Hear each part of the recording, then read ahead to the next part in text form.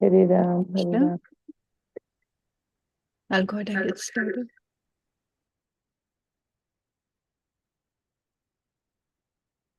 ओम अज्ञानतिमिरन्धस्य ज्ञानाञ्जनशलाकाय चक्षुरुन्मिलितं येन तस्मै श्रीगुरुवे नमः. We'll continue and reading the book Harinam Cintamani.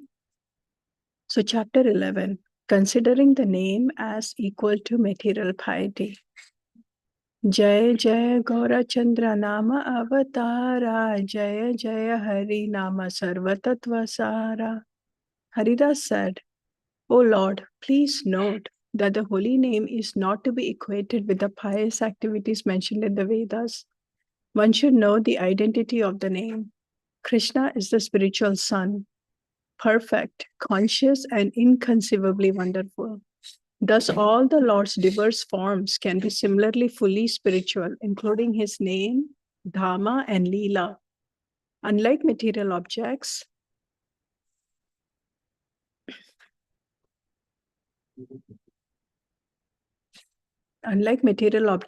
and names, the Lord's principal names are not different from the Lord. When the devotee chants the name is coming directly from the spiritual level, from Goloka to the Atma, from the Atma to the body, where it dances on the devotee's tongue, in his mind, etc. If one takes the name with this conception, then it is the real name of the Lord with full power. But to take the name as a material object leads to sorrow. Of course, in scriptures, there are various methods mentioned according to one's qualification. For coming to the Lord, men who can think only in material terms of limited time and tangible objects out of fear take to religious activity. Actually, the Supreme Lord is the only relief from fear, for by taking his lotus feet, one can cross over the material ocean. To come to accept the Lord's feet, the Lord has created different methods. For one who is in the material conception, the method is material. All activities such as fire sacrifices, baths, charity, yoga, varnashrama duties, vows of visiting holy places, worship of forefathers, meditation, culture of knowledge, worship of demigods, austerities, and prayaschitta make use of purely material elements for limited material goals. But these material pious activities are also a means by which one may eventually come to bhakti. Then, upon receiving bhakti, one will reject the material temporary means and engage solely in bhakti. This will bring about full bliss or prema, the goal of life. Here we can see the difference between bhakti and pious activities. Material objects and time are without real bliss. All the activity and rewards from pious activity is material, and progress towards the goal of spiritual prema is slow. There is a great separation between the means and the end.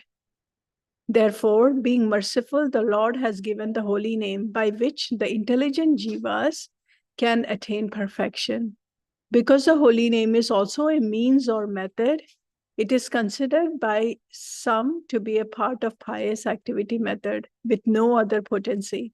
In the same way, materialistic think that Vishnu, like Brahma and Shiva, can be counted as a material demigod.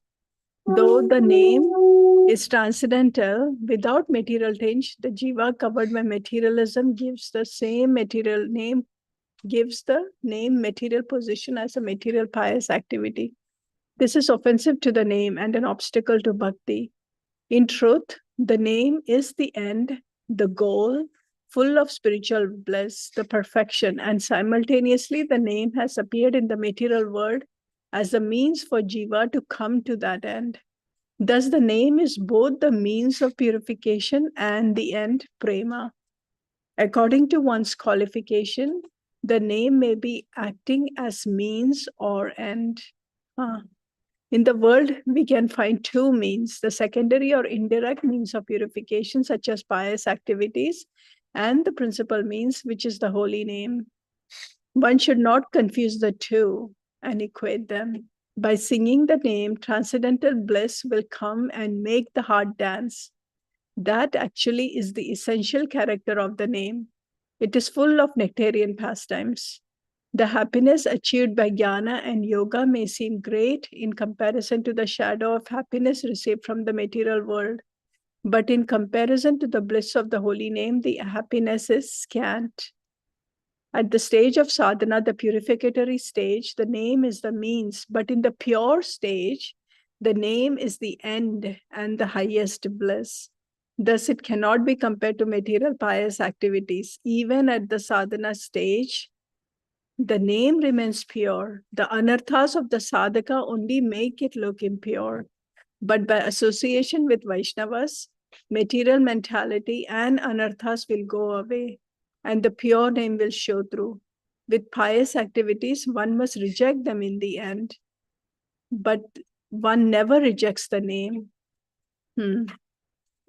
In one stage, it is covered. In the other, it is pure. By the mercy of the Guru, this knowledge is revealed. If this knowledge is lacking at the stage of sadhana, then one becomes an offender. But if one has faith that the name is supreme and without equal, then quickly the pure name will be revealed along with full bliss and nectar. I think I'll stop here. A lot of important points here that we just read. Very important thing that in the beginning itself, it is said that the holy name, chanting of the holy name should not be looked upon like it is a material, pious activity. Usually we tend to think, so it's interesting, right? How all of these activities, right? Giving sacrifices, bath, charity, yoga, varnashrama duty, visiting holy place, all of these, right? It's really, I was thinking about that, even visiting the holy place, all of these activities can be considered as material pious activities. However, it is also on the consciousness of the person. If we look at it, all of them as a spiritual activity, then they all become bhakti. However, here what has been explained is that all of these mostly look external, and mostly they all contribute towards like the pious activity thing. However, we have to clearly understand the chanting of the holy name is not like that. It is not considered a material pious activity at all. It is a completely transcendental activity. And what is being said is that it is upon the consciousness, like as we remember from Madhurya Kadampani, the first stage is the sadhana stage, right? In that, what happens is we are chanting the holy name, but because we have anarthas, it is being covered. But towards the end, when we become pure and we are in the later stages, the higher stages, this transcendental name that we have been chanting all along becomes completely spiritual. So this name is the same. However, because depending on the consciousness of the jiva, it becomes covered or it becomes very clear. So that's the important part to understand about the chanting of the holy name. Also, one other important factor is also, as it is mentioned, that in the material pious activity or even jnana and karma, the means and the end are different. I think we have mentioned this before. When we do something, the act is different and the fruit is different.